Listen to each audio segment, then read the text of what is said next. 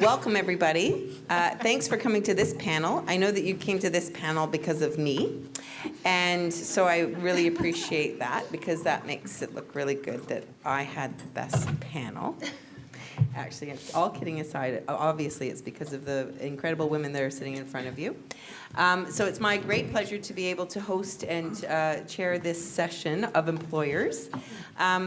Each of the people on the panel have been asked to look at the strategy that has been developed as is and to give a very high-level their high-level observations about things that need to be added into the strategy, things that may not work for them, or that would work for them, or that they've seen in their best practices as well. And we do have somebody who is taking notes. Megan Kelly is somewhere around here taking notes, and she will be reporting back to the larger group later on this afternoon. So it's my great honor and pleasure to introduce your panelists. So our first panelist is Ellen Austin, and she is from BDC. Sitting next to Ellen is Anna Karina Tabunyar from Sodexo. Next to Anna Karina is Jennifer Popsky. Popsky, sorry. It's okay. I knew that there wasn't an S. She's from TD Bank. And then besides Jennifer, we've got Elizabeth Kwan, who is from the Canadian Labour Congress. And then beside Elizabeth, we've got Marcia Ryu. And Marcia is the non-expert research advisor to this panel. So without further ado, I'm going to give it over to this incredible panel. Thank you. Well, I'm going to go first. So hi, everyone. Hello, bonjour. My name is Ellen Austin, and I'm from the BDC, which is the Business Development Bank of Canada. And what we do is we support small and medium-sized entrepreneurs with advisory and financing options. And usually when I do these speeches, I'm really worried because no one's ever heard of us. So I'm very excited to see an actual BDC client in the audience. So thank you, Kevin. We have a few more, but they couldn't come today. So I'm on this panel today not as an expert and not as a business leader who's done something amazing to move forward the agenda of persons with disabilities. Rather, I'm here to share my story of the BDC journey so far in our workplace. And ours is not an exceptional story. Ours is one filled with good intentions, some great people, some pretty good initiatives, and I'm going to be very honest with some big challenges. So I'm not going to speak for all employers, but I will from time to time reference employers in general because I do have the privilege of meeting with small and medium-sized businesses and employers every day. So what I wanted to do was just set an employer mindset for you around persons with disabilities. So it's my belief, having met so many employers in Canada, that employers really do want to do the right thing. Having met many employers in Canada, I also know that we are a little risk adverse in our business, in our thought process. And so when you look at Canadian employers, what you really need to do is you need to demonstrate a bottom line value to their business. Because Canadian employers are lovely people, they're caring people, they're wonderful people, but they have a business to run. And it's okay that they focus on making money for their business. That really is the point. So that risk-adverse attitude often moves into different parts of their business. So with the strategy that we're talking about today and tomorrow, what I think is really critical for employers is to be able to leverage the statistics, the facts, and the cost benefits of tapping into the labor pool of persons with disabilities. The statistics that are presented need to be simple, they need to be factual, and they need to be relevant to business. And it doesn't need to be pages and pages of facts. What it needs to be are facts that are repeatable and that we can remember and reuse. And in particular, those facts need to be communicated to the executives, the CEOs of small, medium-sized, and large organizations as well. Then we need to translate those statistics into actions, measures, and cost benefit for tapping into the labor pool. Also associated with that risk is, I think, an employer fear that we will do something wrong. We're busy running our businesses, so we're worried that we won't comply with regulations, we won't know what our obligations are, we'll worry about violating privacy legislation, and to be honest, we're worried we don't have the expertise to offer accommodations, to follow up, to make sure we're doing the right thing. So I think for employers in general, the fear of the unknown is a big issue that we need to tackle within the strategy. At BDC, we have had that same experience, and because of that, what we've really tried to focus on is education and awareness. This is more than just the one-day initiatives where we have it's National Persons with Disabilities Day, let's celebrate, educate, and then the next day we move to something else. It's about more embedded, long-term, sustained education of our employees. And through this process, what we learned was it's great to reach out, talk to all of our employees, but the next day someone new joins. So what we want to do is take that education and awareness and embed it into our onboarding processes. Because what we're trying to do here is create a culture change, and you can't do that if you don't constantly educate new employees. The piece I wanted to talk about is partnerships, because I'm the head of diversity and inclusion for BDC, and I have 8 employee resource groups. And I have 2 minutes left, and I have 15 pages left to go. Okay, well, we're going to speed along. So what I'm going to tell you is I'm not an expert on disability. I never will be an expert on disability. What I am an expert on is the corporate culture of my organization. So what I look for is a partner who can actually help me to maneuver through the regulations, the education, the awareness. I need to know that an organization that I partner with, and in this case I will tell you, my partnership with CCRW has been amazing. For me, it's been like one-stop shop. They help me to understand what will suit our organization and how best we can leverage and move in the space. And I want to make sure, because I have just a couple minutes left, I could tell you all about BDC and all different things. I just maybe would like to make a small plug for a small business, and I know we're going to have some sessions on that later, but small businesses don't have a diversity and inclusion officer. They don't have an HR department often. And so for them to maneuver through this space is really difficult. And I think that's a group that we really, really need to address quickly. The #1 issue for small and medium-sized businesses in Canada is finding talent. So I would leave you with that. I'm happy to share more. It's always hard to go first, but now I can relax and learn from all of my colleagues on the panel. And if you have any questions later, I'm more than happy to answer. So thanks very much.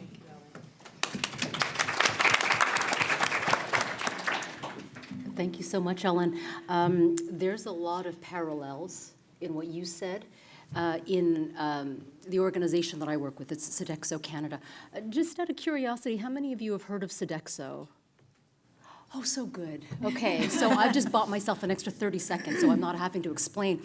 But so Sodexo has been operating in Canada for about 30 years, and we're primarily business to business. However, there's a lot of similarities in a smaller business model because we've got what we call business units all across the country, so in rural, remote areas, in urban centers. And these are smaller units that they operate like small businesses. Wouldn't you say, Robert?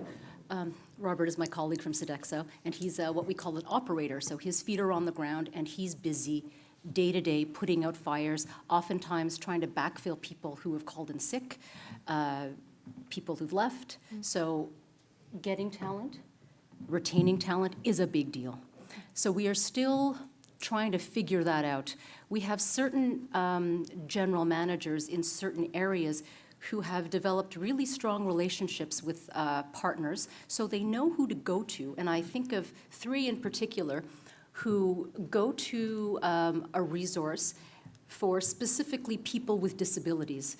And their stories are phenomenal. They talk about retention, they talk about their safety records, they talk about their on-time performance. Stellar, stellar. But these are more the exception than the rule, which is what we're trying to overcome. You said something that was very interesting, and you said that D&I, diversity, inclusion, hiring people with disabilities, doesn't just come from one person. It's got to be part of the culture. So one of the advantages that I have at Sodexo was that I've come into this organization, it's been almost 2 years, but they've been on this journey for the last, I would say, 6 to 8 years, proactively, consciously hiring talent with disabilities. And so it's not a question of changing mindset because it's already there. It's actually physically finding the talent. So that's one of the issues that we would like this strategy to help address. I went through the strategy with some notes from my perspective as working with Sodexo, a national and global organization, but also as someone who's been working in communications for all of her career. So you talk about communications approach and giving tools for supervisors and managers and communicating about being able-bodied. What we're finding in terms of our communications approach, what seems to work is not so much the ableness, but it's the end result, the productivity, the output, the bottom line value. Safety is a big part of our culture. Safety first, 0 harm. So our studies have shown statistically, right across the board, not just in Canada, but globally, the business units that have a higher proportion of people with disabilities outperform the others. And so that's one of the key nuggets, key messaging in our communications. So it's not so much about being able-bodied, being a temporary condition, and inclusive universal design, because that doesn't really resonate with our operators. It's, what can you give me today? So if there's one thing that jumped out from a communications point of view, it was that aspect of the approach of communications. So that was one thing. That was the messaging. There was, I hope this is okay. Yeah. Because you told me to do my homework. The job she gave me was just go through it and then just take some notes and share your feelings. So I'm sharing. I hope this gives you some value. You talked about effective partnerships, Ellen. And this is so absolutely critical because we have in a few pockets, especially in the urban centers, some partnerships that are working and they're working well and they're well established. But in other areas, in Ottawa, I have colleagues who call me up. I don't work in HR. I have connections in the city, but it's really not my primary responsibility. So the fact is, they don't know who to go to at the local level for good talent. So that's a huge gap that we need to resolve.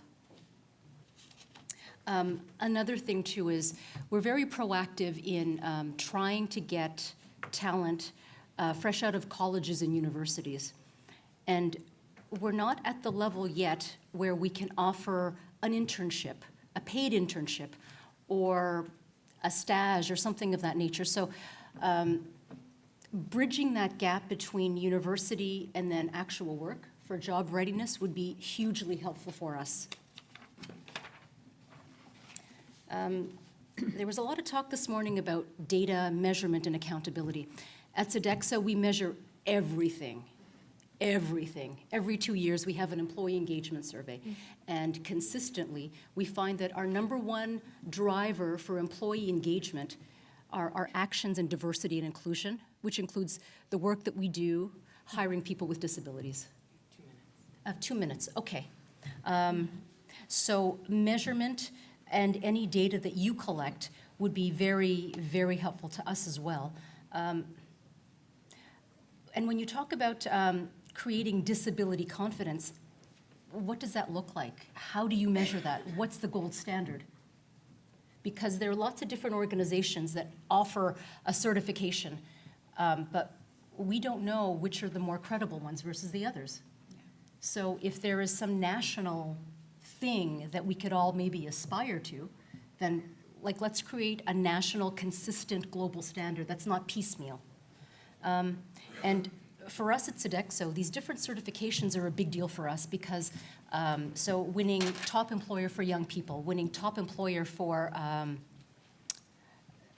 so many different awards, gender parity, these are a big deal for us because it helps us when we go out and try to recruit. So we find that new recruits actually come to us because of these certifications. I'm a perfect example. I never, ever had food and facilities management on my radar, but what drew me to Sodexo was their culture of inclusion and diversity and how they treat people with disabilities. So just to finish off, to have some kind of national certification for disability confidence, I think we would be all over that. Thank you. Thank you.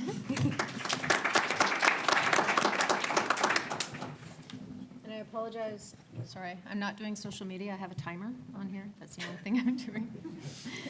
So I'm just going to put that on, and hopefully I'll help the person there who's kindly timing for us. Thank you very much for this opportunity to be here. This is really cool. And partly I wanted to say thank you to CCRW when they sent the invitation, because CCRW and your partner agencies have done so much to support us at TD right now. It's amazing. I don't know if you've heard, we're actually in the process of setting up operations in New Brunswick. Net new area for us that's outside of branch world, and it's like 575 jobs. And how do you hire for that? Especially, and I've got PWD focus in my role. How do you find those communities? So fortunately, CCRW, you've already been tremendous in helping me find real hires for full-time roles and all of that, plus more support in Toronto. So when the request came in, I said yes, enough that it's TD Bank, yes, but I pretty much figured out every possible conceivable way to fit this into my schedule. So I am going to be concise, and I will ask for your help, because pretty much after this, I'm going to have to go back home toward work. So I need to have you share a message if you found something salient here, because I won't be able to share it. So we need to have like that team approach to say, I heard this idea and I found something of value to it, to keep it as part of the conversation for tomorrow, okay? So I need your help. On that note, my name's Jen, I'm with TD. I've been there 12 years. I'm into my second role. I used to be the bank's sign language interpreter. So I've been in the PWD space there, PWD, people with disabilities. We're so used to our acronyms at the bank. If you hear PWD, that's what I mean. I was there not for customers, but for employees, because we have quite a few deaf employees across the bank. So we're the only one actually that has a staff interpreter, so deaf employees can have more access, not just to access to information. It's not just like listening to a radio, but so deaf people can contribute their ideas. And from there, we've seen greater opportunities for promotion and real movement, because we don't want to just hire for jobs, we want to hire for careers. A lot of people with disabilities will tell me that they have been parked in their career. I'm not speaking about TD, but across an industry. I know this fantastic gentleman who made photocopies for 26 years. This is not his top level of capacity, but that's what it was deemed that he could do, and that's fine, he's got the job. That's not cool in my books. So how do we push inside companies like TD, and then outside to say, hiring isn't good enough, it's not good enough for our stats. How are we going to grow people? And how are we going to develop our managers to see and push our colleagues, and hopefully new managers and senior managers who happen to have disabilities as well? Because in my view, we create better products and services when we have a diverse group of people helping to create them. If I can, my role now is not sign language interpreter. I'm with talent acquisition, fancy word for recruiting. And my whole title is strategic sourcing partner, people with disabilities. So my entire job, it's a national focus for a federally regulated bank, to find great people with disabilities and help them in their application process and to find jobs within the bank. I'm not a job coach, I'm not a job developer. It's that person's career, but I want to make sure that they have an equal shot to be interviewed and hopefully hired into a role. And I'm one heck of an advocate and one heck of an ally. I don't recognize as having a disability myself, but with my work supporting, I was actually, in my last role there, the chair of the Accessibility Advisory Committee for the City of Guelph. I was there for the full 10 years and was 17 years in with sign language interpreting. I also have a son who has autism. I get it. And I want to see about ability, not barriers. And it's not about a weakness within the person. To me, it's a weakness that, or a barrier in the environment. And that can be changed, and we're going to take it away from the person. If I have a silly way I make a comparison for it, but if we change the environment or the tech, then we're taking away the barrier, and then you can shine. That's our focus. That's what I really push at. So with TD, for example, we have an assistive technologies lab, and we test hardware and software, and we have a catalog of over 300 items. So if you need a specific ergonomic keyboard, trust me, if it's tested and it works for us, you can get it, and we pay for it. We have a centrally funded workplace accommodation program. You don't pay, your business part of the bank doesn't even pay. It's centrally funded, it's free. And if it's something like JAWS, we can set you up. It's not perfect because sometimes our internal systems aren't all accessible. We have a fantastic JAWS user who would like to do job shadows, sometimes where he wants to go for a job shadow. We can't guarantee it because that system doesn't have JAWS availability to it. So there was talk about procurement of services. That's something I want us to do better, and if there's more conversation on a national level about making sure that we're testing services and systems that when we buy them, we can make sure they're as accessible as possible, then we don't have to worry about having the access and the exception and we can do this or 60% of a job and all that silliness. So I've got so much I'd love to tell you about. So with hiring people with disabilities, you're getting new outlook, new mindset, fresh ideas, and you're testing your systems before you put them out. And we've got one guy on our team who he helps test our accessibility for our mobile websites. And he has all the WCAG, WCAG expertise. It's awesome. He's also blind. It's like, yes, he's awesome because he's our best internal tester of those people who you need to use systems like this, your mobile phone. The hardest user, or the one who has the most difficulty using it, is someone who's low vision or blind or visually impaired, right? So now we've got internal QA before we even start. We don't have to apologize for customer experience and worry about the 2.0 edition. Got it down the first time. He's our best person to bring in. So I'm seeing the strengths in disability. We create better products and services. If you want, ask me questions about how to disclose, because it's how, not when or if, but it's how, and putting a positive spin on it and your strengths, because there are strengths in disabilities. We can talk about that, and I even get candidates who come up to me and say, and I love the candid conversation, I love the authenticity. Hi, this is what I like to do. My problem is ... And I get that. It's great to identify a problem. Help me and be a partner, and we'll figure out the solution, because you're also the leader. I want you to be a partner when you go out to your manager, and we're going to look at the problem, not the weakness in you, how we're going to make this better. Okay? You're right. You talked about reducing fear. Man, the more that we can do that, I always say it's a bit like an Oreo cookie. The top believes in it, grassroots believes in it. It's that mushy middle we got to work on. And it's just, and that's across the industry, across business, yes. Oh, I thought it. No, it's okay. I've got one more minute. But it's training against the fear. I spend a lot of my time, I feel like I'm introducing people to other people to say, this person has a disability. Here are all their strengths. I'd like to introduce you. People manager, you're worried about this, blah, blah, blah. Let me tell you, we can support you, and we're going to make sure that you have the skills that you need so that we can help our entire team succeed. And then we can talk about better productivity, reduced, all of those wonderful things. One last point, promoting for careers, not just jobs. Yeah? For this, Times New Roman, not readable. It's not accessible.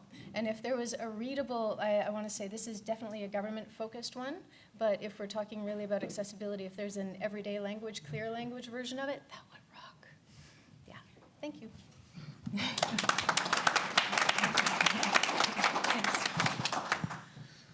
Okay, wow. Sorry, I got going. No, it's great, it's great, it's great.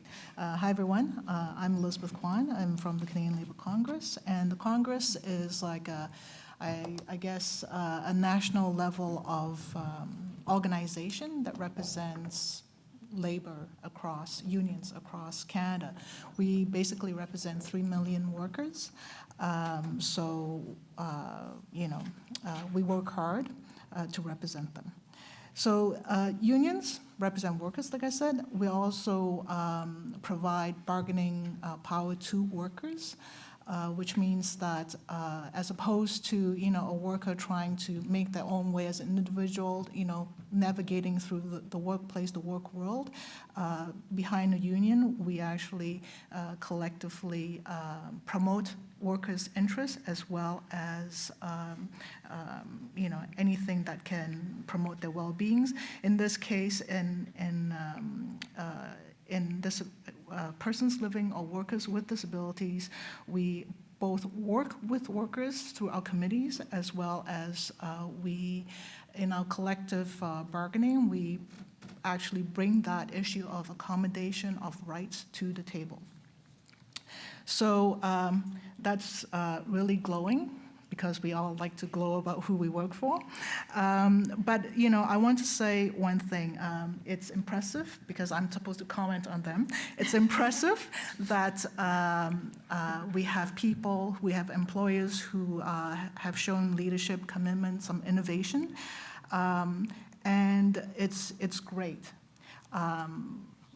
However, there are some employers that are not quite there yet, for all different reasons. And I want to say this, some unions are really good at it, and some also are not quite there yet. So it's not like everyone is, on one end or the other, and so what I want to say is this. It is very, very important that we have a national strategy, the Canadian Strategy on Disability and Work. Employment was the #1 issue that was identified across this country in the consultations leading up to the Accessible Canada Act. #1. It even shocked the people who were organizing the consultations, because they didn't think that it would be #1, but it is. So we really know that that is a priority. We've heard it from people. Now, when I talk about different parts, and employers, there are some who do better, unions, some who do better, and then there are those who don't. One of the things I want to promote as part of this strategy is partnership and collaboration. In political lingo, it's called building a bigger tent. We have our tent now, and we have the people who are in the tent. We need to expand that tent. We need to invite other people into that tent so that we can work together in partnerships. And this means working across our silos. Unions and employers are always seen as opposing ends. Personally, I'm not speaking on behalf of anyone. I like to learn from everyone, and I like to see where we can work together.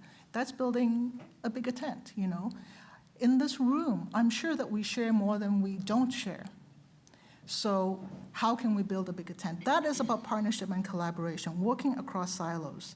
And that means that, for instance, in my world, with the Canadian Labour Congress, I look for opportunities. One of the opportunities in partnership is with academic, with funding under SHRC and under the Canadian Institute of Health, with academics who are looking at projects that look at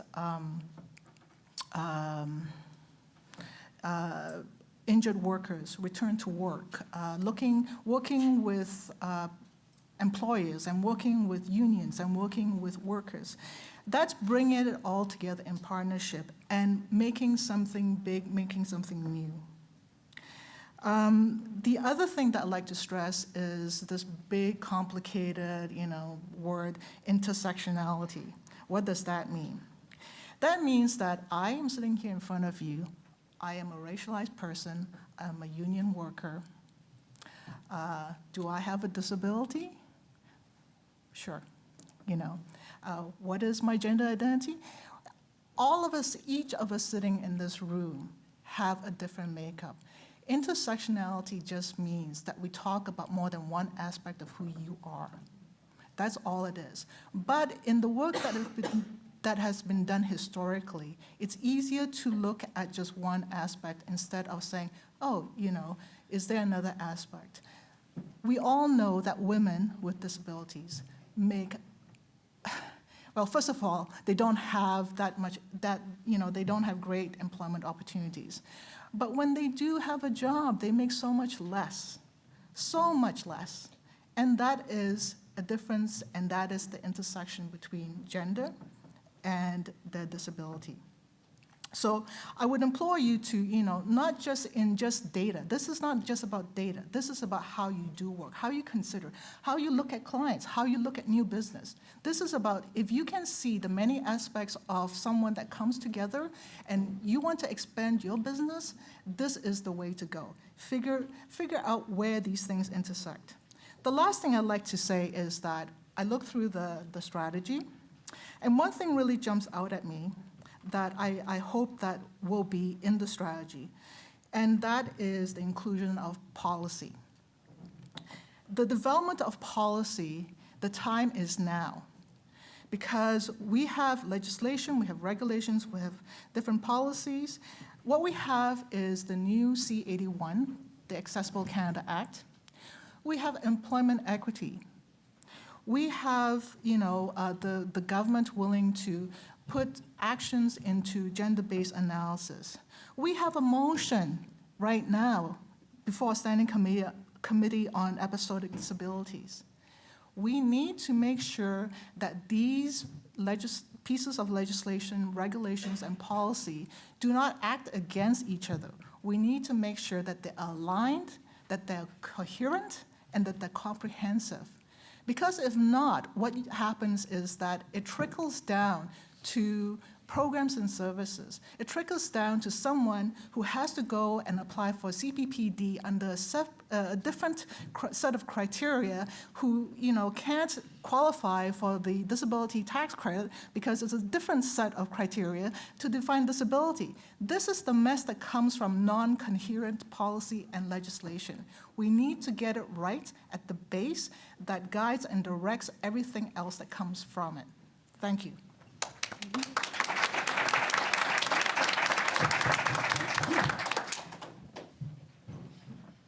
It's a spectacular panel. It's great. If we could just put it all together, we'd have the solutions. I just want to look, there are a bunch of ways of approaching a national strategy. And we know them all in Canada because we can obfuscate forever here. The first one is an issue-by-issue approach. I call it the shrapnel strategy.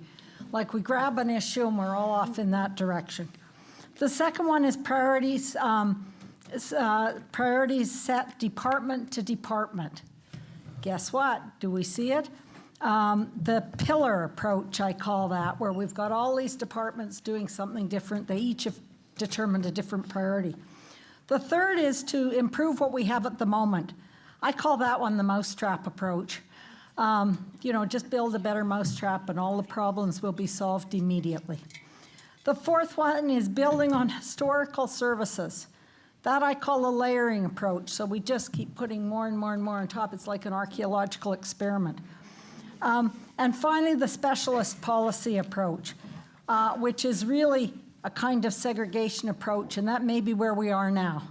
We've got lots of specialists in different areas who all are providing us with the brilliance of where to go. So we have all these. I think a national strategy is absolutely vital. I just hope we could jettison all of these previous ways of coming up with a national strategy, which have all been very common in this country. I am completely in agreement with my colleagues on this panel.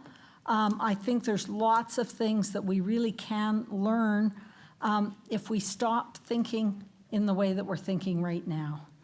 We have a tendency, and I learned this as a very cold lesson in India, Nepal, and Bangladesh, where I've been working for 6 years, getting jobs for people with disabilities, and we've been able to get hundreds and hundreds and hundreds of jobs. But we have certainly no policy base on which we're doing this, because there is no policy base in these countries. I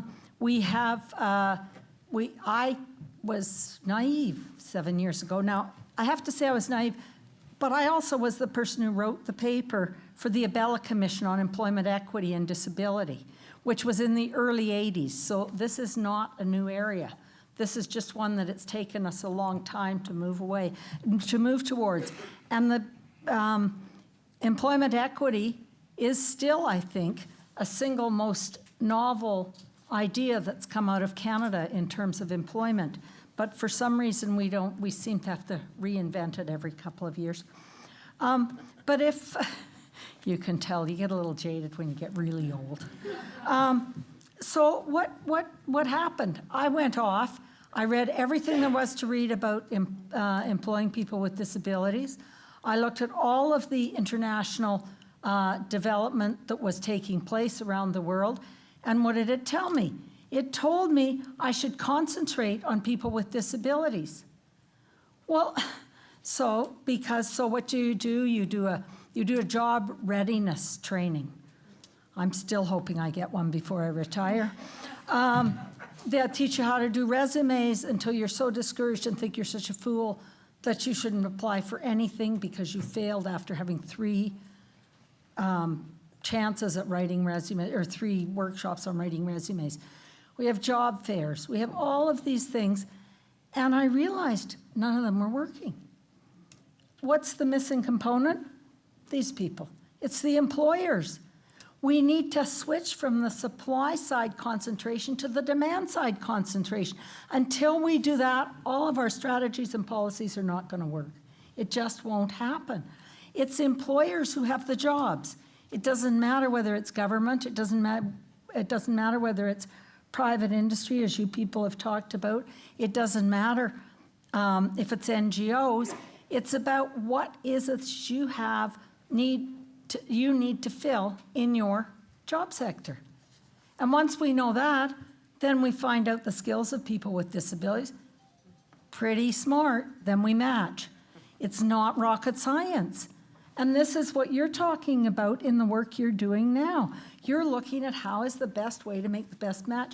The disability is totally irrelevant. It doesn't matter in the least.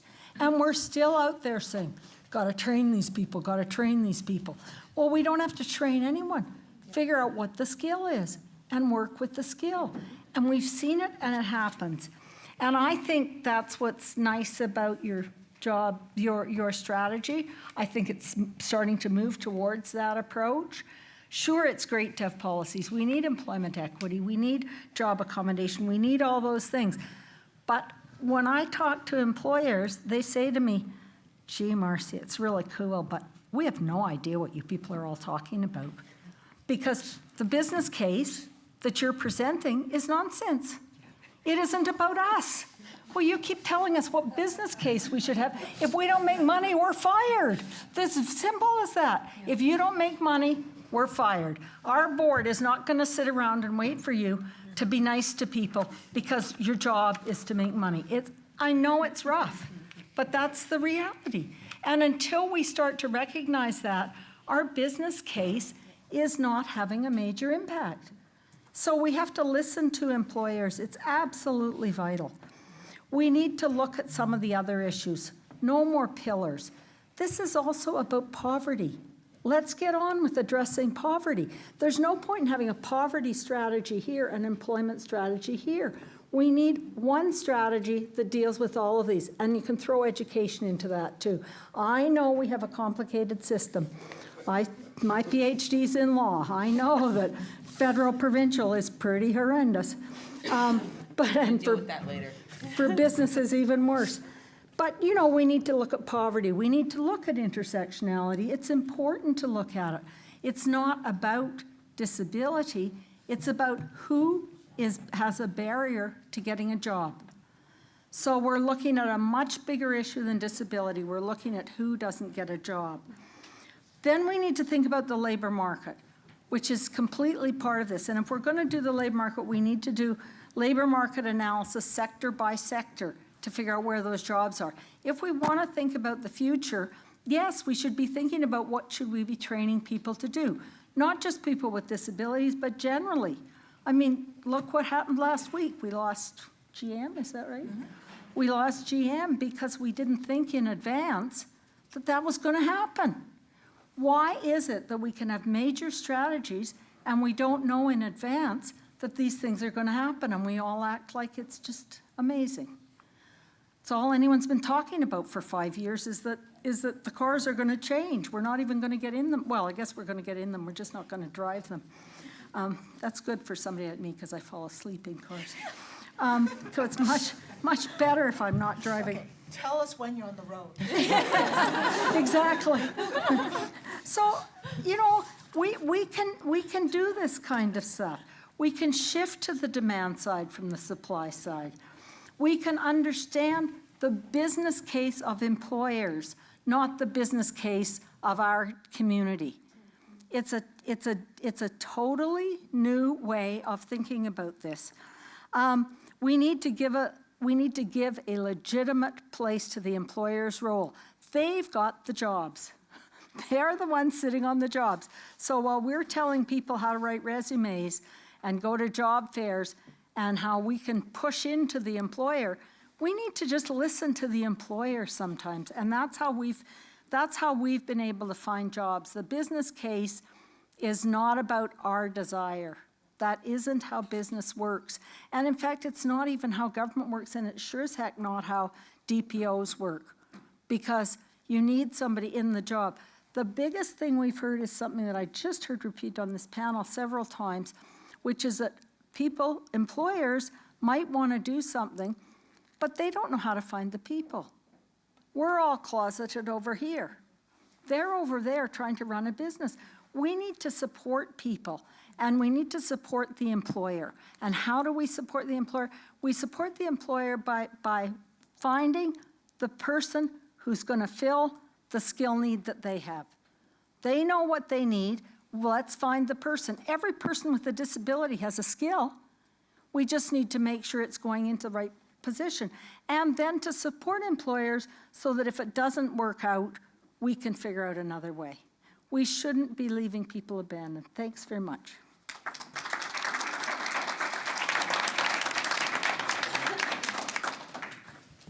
See, the best panel. So what we're going to Whose do... definition? By my definition. What we're going to do now, and this is what we're going, you'll see this throughout the conference, we're going to have, we're just going to let the panelists exchange some thoughts that they've had of each other, of each other's presentations, if there is any. And then we're going to, maybe we'll do that we'll give that maybe 5 or 10 minutes or something like that. And then we'll flip it over to you for any questions, and we'll get you involved. And because this room is kind of stuffy and it's a little bit hot. So we'll make sure everybody's involved. So I'll just pass it over. Anybody have any? I do. Go ahead. Mike? Anna, I absolutely loved, Elizabeth, what you said about making a bigger tent. And it dovetailed beautifully into what you were saying, shifting from supply to demand. Because I'll give you a perfect concrete example. In our business, corporate responsibility is not like out here and the business is here. It doesn't work like that. So within corporate responsibility, we have a whole bunch of initiatives, including sustainability and our work in hiring people with disabilities, and that's anchored right into our core business because we see the business results as a result of it. So like you said, it's not about disability. It's taking the talent, funneling it so that we do better, and then we show value to our clients, and that has become our business differentiator. Excellent. Thank you. Go ahead. If I could. Yeah. I loved your idea. When we're talking about collaboration and partnership, absolutely. I want to know where people are. And that's the biggest thing. I've been in this role for just 6 months, actually, as of today. Yay. But for me, that's where CCRW has been really, really helpful because you've got this massive network. But otherwise, for me, I don't know if you're familiar with 211. There's 211 Ontario and .ca in Toronto and everything. That's one way to find PWD agencies. If you are not on there, get yourself on there, please. But otherwise, I kind of feel like what I really want to do is go into a mall and find out all of the places in one go, or at least have access to that, versus going to this part of town, to this part of town. And everybody said, I have an idea, I'm going to set up a shop, but I don't know where you are. And I want to support you, I just don't know where you are. And I'd love to talk about what we're looking for to help you support your clients I say candidates, clients, so that we can make it successful from the outset. Like the vignette that was shared over lunch of that woman getting the horrible advice in Thunder Bay about not disclosing. Oh, I wanted to go find her and give her a hug because she was given bad advice at many turns. It's how you can share your story, and this is where I go about how you disclose, being part of the solution. I remember a lot of people when I talk to candidates, they're saying, I never knew I could say it that way. Like, yeah, this is great, because recruiters are nervous because they're scared they're going to screw up with saying something wrong, so then they don't ask. We're also not actually supposed to ask what workplace accommodations you have during the interview process, because then we want to avoid any opportunity to be prejudicial. If you want to disclose during the interview for your workplace accommodation, your recruiter might actually say, no, it's okay, I don't want to know, which isn't a great experience. We need to follow it up and say, this is why. We don't want to be prejudicial, we're happy to support, and here's our great program. But knowing that, knowing how to share, knowing that to say, I would be great in a role, I would like to let you know some short breaks so that I can either walk or sit within each hour. Now I've got a strategy that I can work with. Sure, that's easy. So I work with candidates so that they can position it well when they go to the interview, because I can't hire. The best I can do is hopefully whisper in the ear of the interpreter to say that the interviewer, that they're great, and hopefully that candidate will shine on their own. But you're right, it's working, I want to find you. And I'll work with the agencies, I actually did with New Brunswick, to say, this is what I'm looking for in a resume. Not me in particular, but this is what the recruiters are used to seeing in a resume. Had a great guy, his resume said painter. Like, is that buildings or art or inside of houses? I don't know. So how to pitch it and letting know where you stood out, that you're a good person, that kind of stuff. This helps me to promote you. So anyway. I had one comment. I really liked your comment around a career, not a job. And I think one big piece of education for employers is, I think for a vast majority, when we think about we're going to hire someone with a disability, we think about entry level. And why aren't we thinking about filling that VP role in finance or the director's role in communication?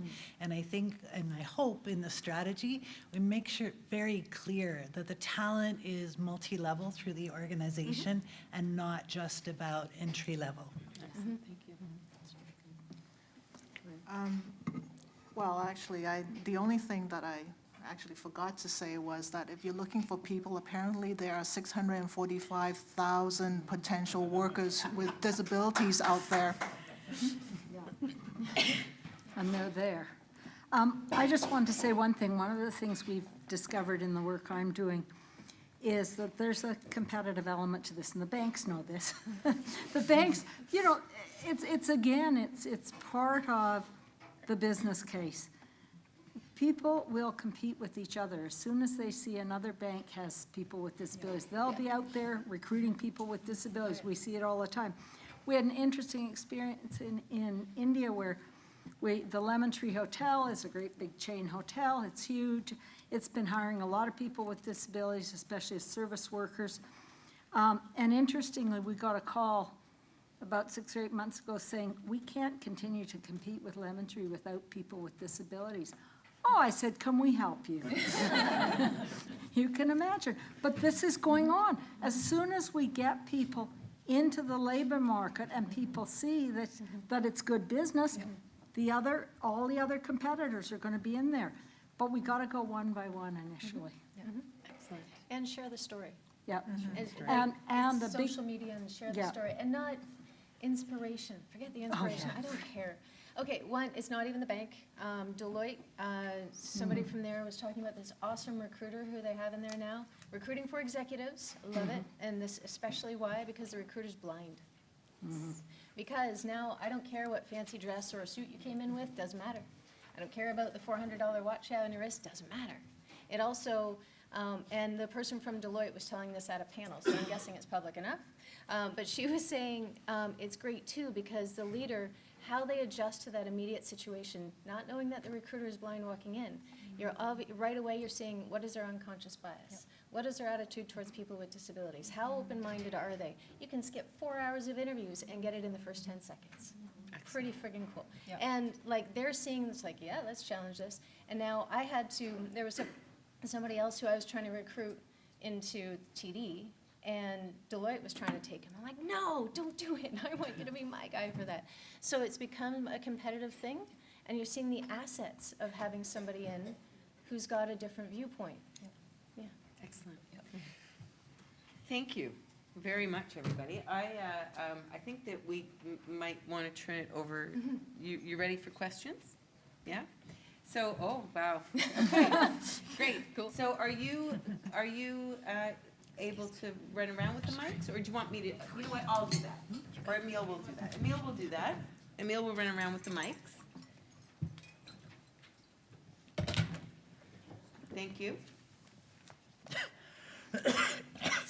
Okay, so, yeah, John, I saw you first. I don't know why. Line of sight, I think. Anyway, I had the opportunity a few years ago to do a welcome package for some OECD experts that came over to Canada to study our system. And when they went back, I said, what's really different about Canada? They said some good things about Canada, and I said, well, where are we behind? And they said, special needs kids. Said, so you have all these kids with disabilities, and they pointed out to us that in Northern Europe, especially in Holland, for example, the job coaches are going in and talking to parents and into the schools when kids are 6, 7, 8, 9, 10, 11, saying, here's a disability, here's our labor force needs of the future. Let's start to have some dedicated training and direction going in that direction so that when people are actually graduating, they'd be more job ready. I was just wondering what each of you thought about, or whoever wants to take the question. Does anybody want to answer that or comment? Sorry, about providing job training? I think getting early Oh, intervention. absolutely. From what I hear, John, what I think you're saying is about early intervention. So it's about getting people ready early for understanding what the labor market is, and understanding that the labor market is very disruptive now, of course. But that what is the labor market? You know, being able to predict it to a certain extent, but also to destigmatize, I think, is the other thing that you're saying, John, is, and we see this at CCRW all the time, is the overprotectiveness of the children who have disabilities because their parents aren't aware of their potential. And so then it's a very systemic view on disability. So do you have any? I have lots of opinions. I have my son, he's 13 now, he was diagnosed when he was 3. I feel, hopefully, I've been a better parent to him because actually of the deaf community. And I learned so much about having a different perspective and a different skill set and the strengths within that. And he's a 3D visual learner, and sign is beautiful because it's 3D and visual. And the deaf community would always say, you may need to label me with a disability so I can get this service, but I don't have a disability, and I use capital D deaf, and I'm proud to be deaf, thank you. So that's been ingrained in me for his whole life, and I've been continually thinking of my son, thinking, you need to know what your strengths are, own them, getting parents to see that. I remember I was interpreting it was a teacher's ed class, and they were actually talking about this professional teacher of future teachers was saying, they were talking about IEPs, individual education plans. And I was, that's when I had to mask, as we say with the interpreter, just don't show anything, because they were saying, be prepared, because parents will probably cry, and it'll be a sad day. I'm like, are you friggin' kidding me, lady? So like I said, my opinions are on this. But speaking to the strengths, because my son is a 3D visual learner, I keep telling him that all the time, because he's gonna have to be his biggest advocate. I can't be there all the time. I can also be his biggest barrier if I'm saying, don't do that, sweetie, sit over here. I have to keep teaching him and expanding his world and him being his biggest advocate. The more we teach the parents and teachers around IEPs, not to say how we accommodate. IEP to me just means you're getting away from a factory model. To say there's one way to teach, but now we're saying now we have flexibility. Okay, now we can have the kids show us the best way to show that they have the information. So you're right. So the school not seeing it as a weakness or a burden. I know they're, like, half my family are teachers. They're burdened with so much, not burdened with kids, the responsibility, the number of kids, the number of IEPs, the number of struggling situations, and not enough support. I get it. How are they working with the parents? How are the parents being part of Team Kid, whoever that is? My son is Tom. I say we're all part of Team Tom. I'm going to be there. And I'm going to work on his life lessons so that way he can talk to his strengths and know them deep down to his core, because we're all going to go through those times where we're always told we're lesser than. We need that to be stronger than ever. And then working on the job skills so that you can show that on a resume and tell that in an interview, because job skills and interview skills are very different things. Great, thank you. Thank you. I think we have another question. Yeah. Hi, my name is Julie Caldwell, and I'm from Carleton University. I'm here representing the David C. Onley Initiative for Employment and Enterprise Development for Students with Disabilities, really long name. But what we're doing is we're looking at post-secondary students, Algonquin, Ottawa U, Carleton, and La Cité, and we're trying to help eliminate the gap between when they graduate and finding meaningful career and employment. And just today we were meeting with a media company that we've hired to help us with our campaign for what we're doing. And one of the pieces that came up was around, as we were brainstorming a little bit, the inflexibility of the interview process. So I'm wondering, from an employer perspective, how open are we, and are we even ready to look at changing the policies and processes that come from how we hire? Because what we're seeing is that employers are afraid to deviate from process because we have to track and be consistent in the questions we're asking, but many of the people we're trying to provide valuable opportunities to are not able to perform or demonstrate their skill and ability in that constrained process and format. So I just wanted to get your input on that. I'll just speak briefly. I think there's a bit of a debate right now in the human resource world. We worked so hard and so long to automate everything that we kind of forgot about the human part. And I know that there are organizations now moving away from automated resumes and AI sorting and things like that, because what you do lose is the personal connection. At BDC, we're big advocates of meet and greet. You know what? There's nothing more terrifying for anyone than going to an interview, okay? But when you go to a meet and greet, you get to talk to different people from the company, you get a sense of the culture, they get a chance to talk to you one-on-one, and I find sometimes that's probably the very best interview. The rest will come, and you can find out about skills and things like that, but I think sometimes we're a little less human than we are resource-based, and I think that pendulum's starting to change back because we're not capturing everyone in that pool. If I could just add something too. So several months ago, I posted a position for a communications intern, preferably a journalism grad. So I had a specific skill set that I was looking for. And I saw how our HR recruiters did it, the standard way. I tossed it out the window. There were just too many barriers. And so I just wrote plain language. Do you want to come and work for a progressive organization that has this, this, and this? You'll be doing A, B, and C, working on these exciting files in Indigenous relations, sustainability. And at the very bottom, in caps, I wrote, let me know if you need any accommodations or flexibility for the interview. Nice. I mean, it was so simple. It was low tech, and it was plain language. And I got a ton of interviews. I mean, I got a ton of, the response was really good. Thank you. So it was plain language. Marcia, do you have a? Well, it's sort of interesting because I think the two questions that were just asked are very similar. Yeah. They're both questions about how do we individualize some of what we do. Our problem in schools is that we're not teaching teachers good pedagogical theory, and I'm not criticizing them for this, good pedagogical theory so that people learn at those very early ages. We also need to look at flexible hiring practices, but in a sense, it's the same question. We've got such a rigid system everywhere, or so many rigid elements of the system, that we're not moving towards recognizing that if we want diversity, we're going to have to do something differently. We're going to have to change the way we teach.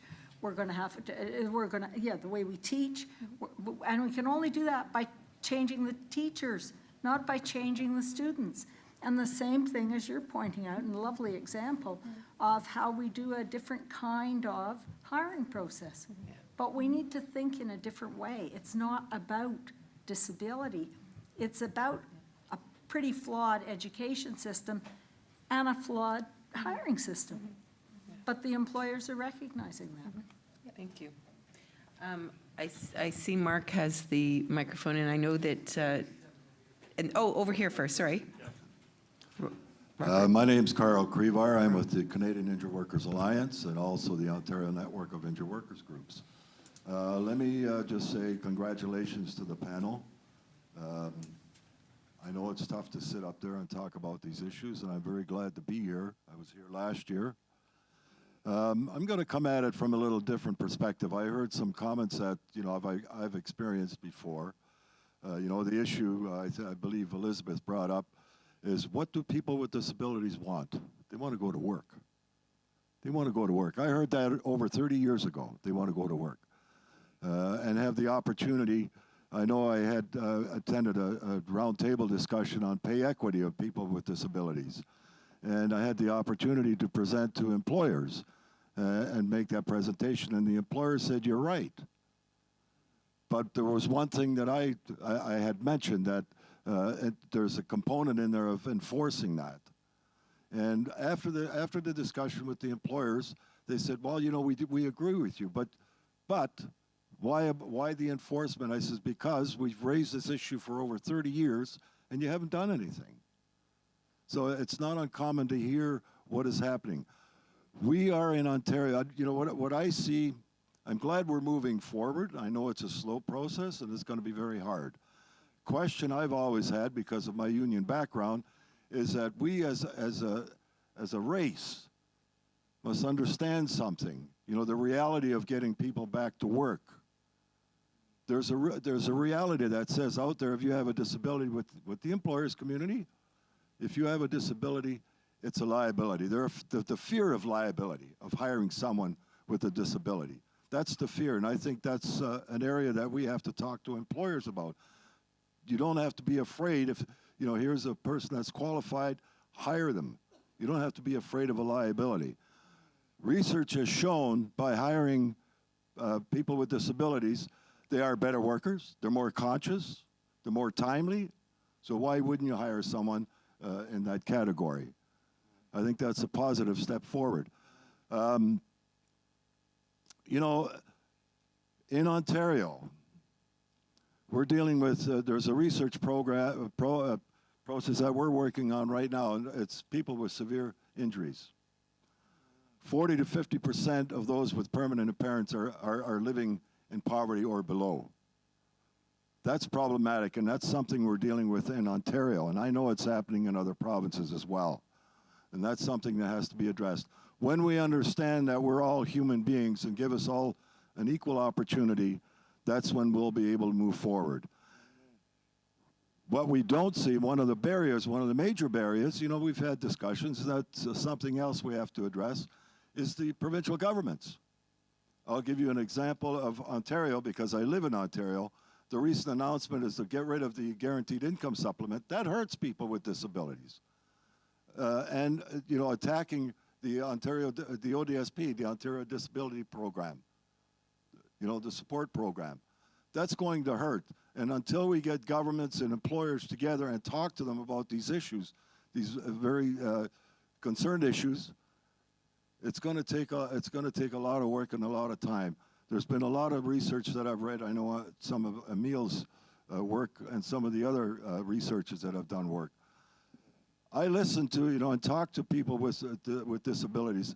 The question I ask, I'm not going to be here and tell you what's good for you. You tell me what's good for you. They have to be involved directly in what they need in this province. So again, I'm looking forward to moving forward to opening doors for everybody. Thank you. Thank you for your comment. I leaned over to Ellen because the first part of your question, I think, around policy is very important.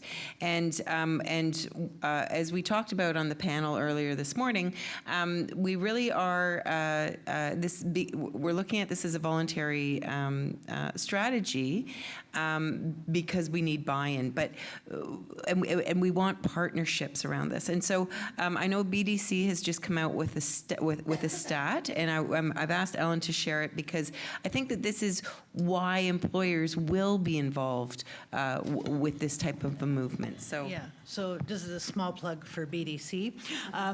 But we did do a labor shortage study recently, and in our study, we determined that 40% of Canadian small and medium-sized entrepreneurs and businesses right now have difficulty finding talent, and that will only accelerate over time. So I think it will become less of a why aren't people doing it? And we talked earlier about the competitiveness. I think some industries are already seeing that. I think you'll see an automatic shift. I think though, to be really successful, we shouldn't be reaching out when there's a crisis. We need to be reaching out now to build sustainability and to create environments that will flourish rather than being reactive when there are no more labor pools for us to tap. So I'd encourage you to have a look at the study. It's quite extensive. It actually paints a picture that a lot of entrepreneurs, after we presented it, walked out going, oh my gosh, where am I going to go and how am I going to find talent? Anybody else on the panel? We can move to the next question. Thank you very much. Mark and, okay, Mark? I'm Mark White. I'm with Work Wellness and Disability Prevention, based in Vancouver. And we're sort of an academic and community partner group that's looking at how do we fast track research into training policy and practice. One of the things that I was interested in is actually the greatest potential group of people with disabilities are people that are already employed. And so I'm concerned about the disconnection when we think about the strategy of how many, and Yasmin mentioned it first thing this morning, how do we treat every employee in a manner that they can best utilize their skills? And I'm wondering how within your organization, are you able to communicate with HR and transfer the benefits that you're seeing through your programs across upwards through your others? And can that have an impact on how do we retain people with chronic health and episodic conditions, given that we have an aging population? Who wants to tackle that one? Go ahead, Anna Karina. I can speak on two levels. Somebody with lived experience who was on the other end. So as an employee who acquired a disability and then going in trying to reintegrate after 2 years on disability and realizing that the workplace was not set up for people with any kind of anything. The culture wasn't there. Even though they talked a good talk, we want you, tell us what you need. But there was nobody with any sort of visible disability or anybody who ever came back off of a stress leave who actually talked about it. So I know that reality. So coming to another environment where it's openly talked about. So I'll tell you, globally at Sodexo, there's a International Day of Persons with Disabilities is a big deal. It's really big, so big that there is a team in Europe that creates resources for all of our sites. If it's posters, if it's videos, if it's key messaging, helplines, local resources in the different countries around the world. And this year, it happens to be, the focus is on mental wellness because there's a strong correlation between a mentally healthy workplace and safety. So mental wellness globally is a huge deal. So when you have that kind of culture, if I were to have a relapse, I would not feel stigmatized. I would feel completely open to say, listen, here's what I need. And without fear that it's going to halt my career or that I will be shunned or whatever. But it's really a cultural thing, and that takes time to get to. And it takes the right people to do it day in and day out, not just once a year or 1 week out of the year. So that just tells you that it's a journey that you've got to constantly be moving at. Just to plug our report one more time, there is another statistic. There is a statistic that says that over 60% of Canadian workers experience mental health issues in the workplace, but never discuss it because they don't feel the culture is opening and accepting. So if that's how current employees are feeling in the workplace, imagine the challenge of trying to bring someone in. So I think we have some work to do internally ourselves before we reach out. Keep going back. Can I just Yeah, add please, something? please. I think that, it still boils down, unfortunately, to attitude and stigma. I think that, even when people are doing the work that they are doing and perhaps even sounding good, quite frankly, often I like to sit there and kind of analyze what people have said.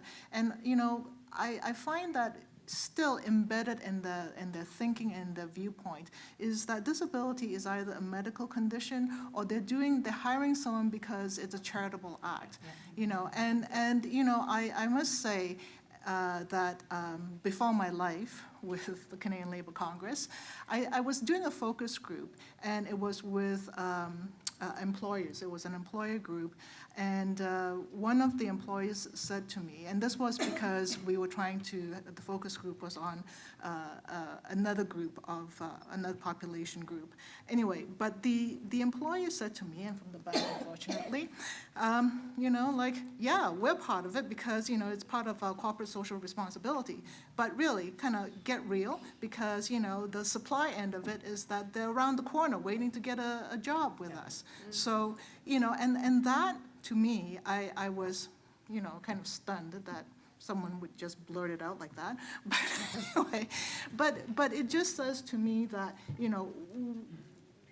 it's small steps, but we also have to make sure that ourselves, our workplaces, our management, we have to take down that idea that it's either a medical/health issue or it's charity because, or it's because we need to do it.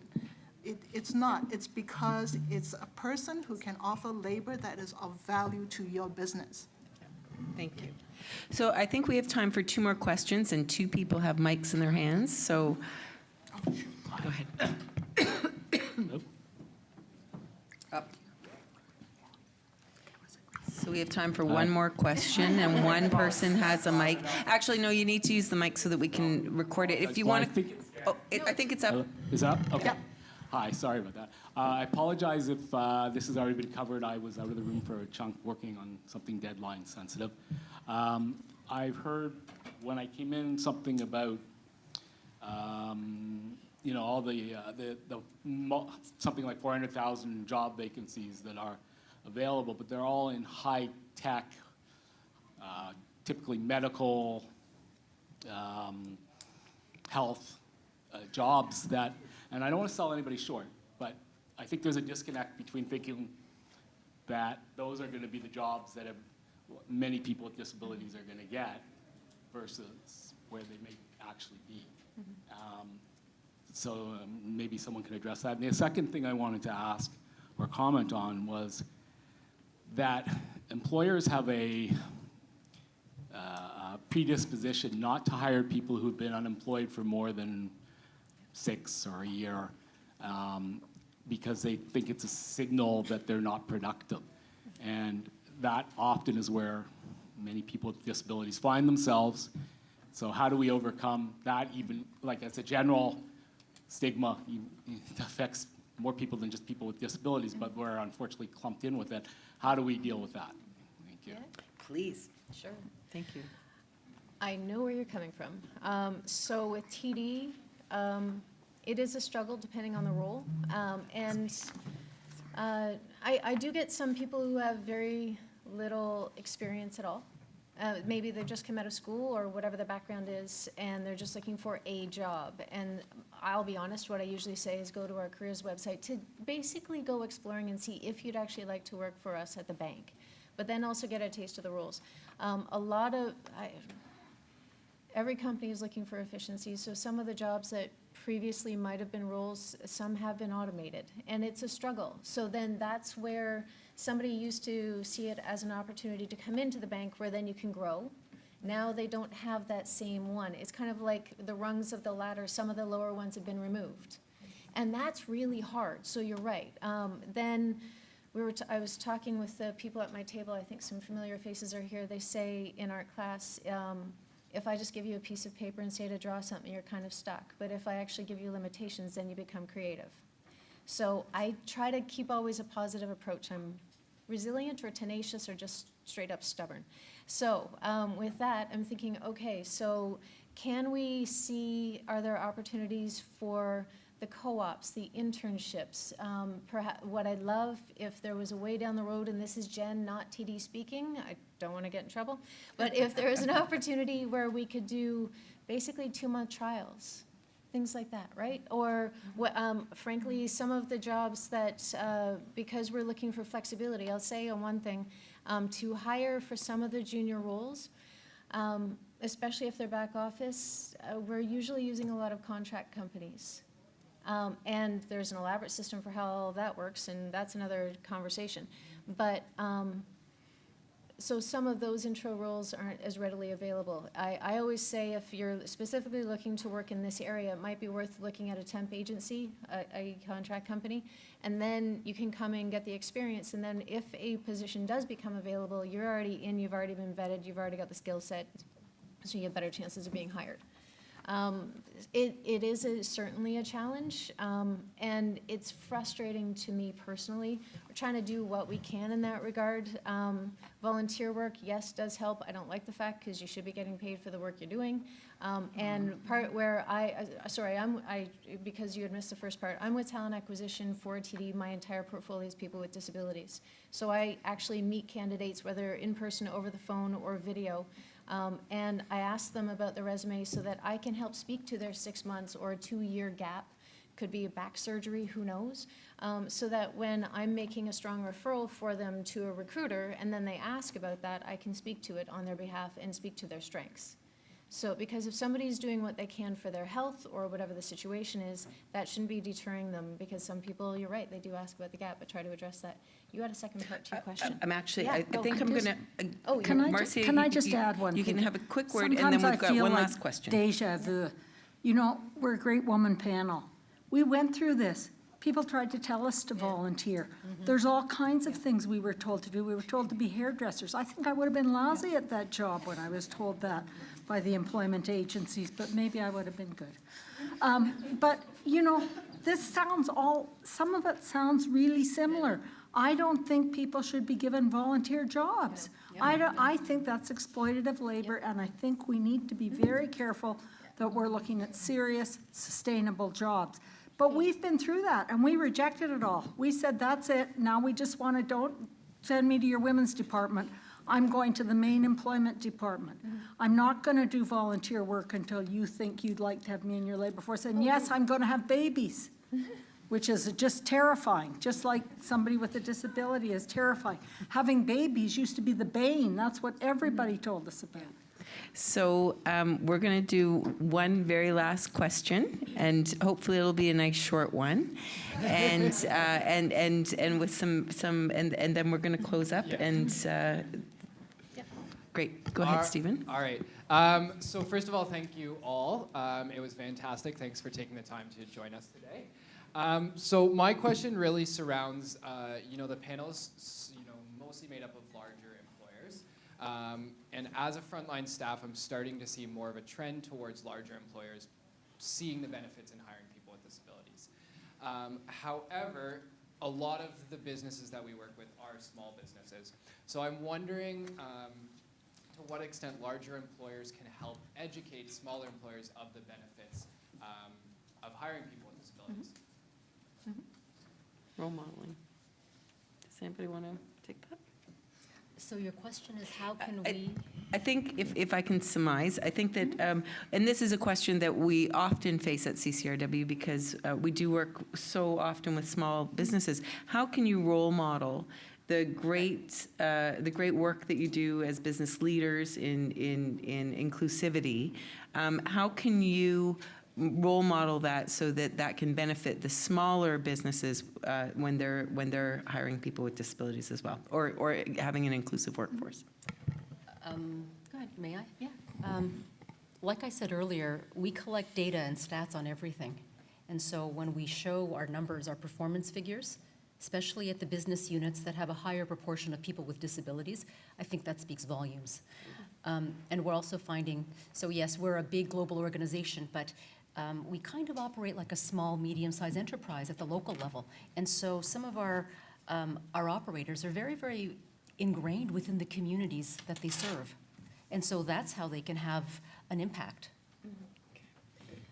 Really, really quickly, for us, if that company, say, goes to, obviously, everybody's got some kind of business banking account. If they go into their local branch and the person who's on staff has a disability and is supporting them, they're going, hey, actually, this is pretty cool. George H.W. Bush, who passed away recently, he had a quote, "It's hard to hate up close." So when you see that interaction, you're like, hey, actually, this is okay. And then you find out that person on the other side of the desk actually was really, really helpful. You lose some of the stigma. Yeah. And then what we also find is that the other organizations that don't get it, we don't really want to do business with them. You know? So on that, I want to thank you all very, very much. I think that this has been a wonderful panel, so we can have the best panel. Make sure you tell your friends.